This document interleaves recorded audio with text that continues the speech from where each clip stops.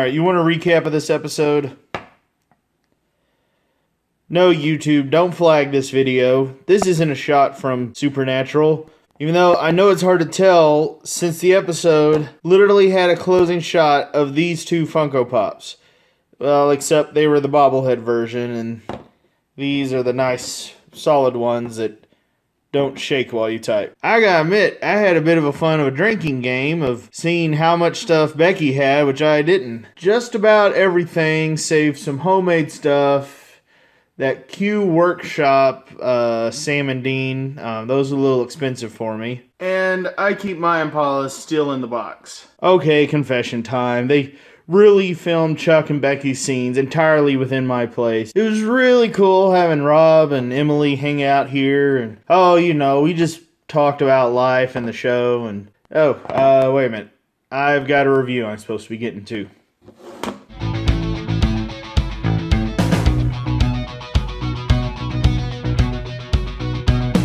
This was a very solid episode, as it accomplished what I've been begging them to do for a long time. Run the general arc of the story in a B-plot, while you have a monster of the week that the boys are fighting in the A-plot. So, on a pure execution level, the writing here was solid. And I gotta admit, I enjoyed the opening action sequence as well. It was pretty well executed.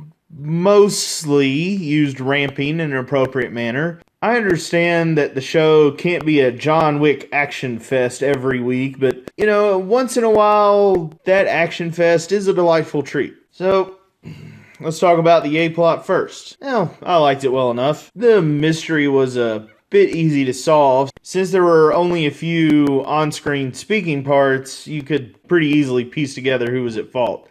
The whole thing kind of reminded me of Metamorphosis from Season 4, but in a good way. As far as the boys go, it was nice to see some examination of Sam's character, though I feel like Dean was just a bit too glib. The show seems to fall into this pattern of, well, only one brother allowed to be down at one time. For example, if he's feeling sad, Dean's gotta be peppy. If Dean is down, Sam is loving life. This doesn't mean the entire runtime has to be somber. Even during downer moments of life, we have moments of mirth. I could believe a depressed Dean still pulling that bacon prank on Sam at the beginning, but then going back to being sad later on. After all, this is the first episode since he shoved Castiel out of the bunker. Even if you're not a Destiel shipper, a dude's gonna be bummed about losing his best friend. I thought Dean was just a little too chipper this episode.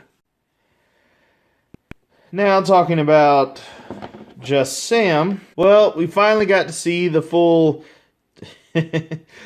black-eyed Sam lit in red, and what was the context of that brief clip from the first episode. I've seen debates online about what this is, and obviously the opening sequence of this episode adds a lot of fuel to that fire. Some have wondered, is Sam looking into alternate worlds, and maybe there's one where he went evil and fought Dean more than usual? I can follow everyone's logic and understand where they're coming from. Certainly this opening sequence really feeds into that speculation, but I'm not quite sold on it. For one thing, much of this season is shaping up to be a remembrance of the show from the past 15 years. Even the new villains we got, Balfagor and Ghost Jack the Ripper, were villains reminiscent of previous villains, either by direct links or callbacks to them. One of them even used the body of an old friend.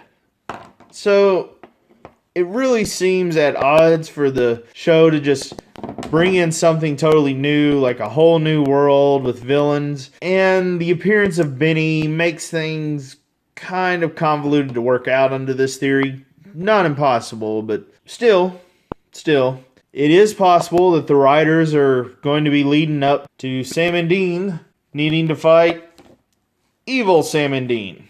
But my current bet is that the wound Sammy is sharing with Chuck is establishing maybe some kind of telepathic link, and this is, ironically, turning Sam into an unintended prophet, mostly because that calls back to his psychic ability in the first 2 seasons. Given that a lot of this season seems intent on wrapping up loose ends, I think the showrunners may actually intend for Sam's demon blood issue to come back. To try and explain, I've been going back through some of the old supernatural stuff I have and preparing for some retrospective videos later during the hiatus. Back when the show began to grow in popularity, there was a real effort to make it into a multimedia project. So, when you go back and examine some of these works, you can kind of get a feeling for what Kripke's original plans may have been before season 4 came along and the angels arrived. The opening sequence in this episode really feels congruent with some of these older, forgotten projects. Yes, this theory means Benny might soon be returning from purgatory, so who knows? What's your vote, viewer? Is the start of this episode a preview or one of Chuck's rejected rough drafts? So let's talk Chuck and Becky. I don't really have a Becky. Well, I'm glad she turned her life around and that the show has let her find some redemption and happiness. For a little while anyway. The sequence between her and Chuck talking about writing and the struggle you get with writer's block, that was good. And it felt more truthful than about any other bit on writing they've done in this show lately, especially with the whole lying part that I ranted about last season. Although, if you run with the metaphor that Becky represents the fandom and Chuck the showrunners, the scenes get a little meaner. Some of her comments on Chuck's latest efforts could almost be quoted verbatim from some of the reviews on Winchester Family Business, including mine. Then you realize that it probably wasn't the husband and kids vanishing, but Kevin, Rowena, Ketch, Castiel, now Becky. Get attached to no one, folks, because it's like the writers are outright telling us they're going to take them all away. And it brings up how much Chuck has changed. Do you remember once upon a time, 10 years ago in fact, Chuck wrote, "Endings were hard." And in this episode, we see him write his ending, and then he talks about that the path getting there is going to be his challenge. Huh. You put it that way, and it almost seems less like the ultimate villain of season 15 isn't Chuck, but maybe Andrew Dabb. So, I'm going to give this episode 3 shells. Okay, 3.5.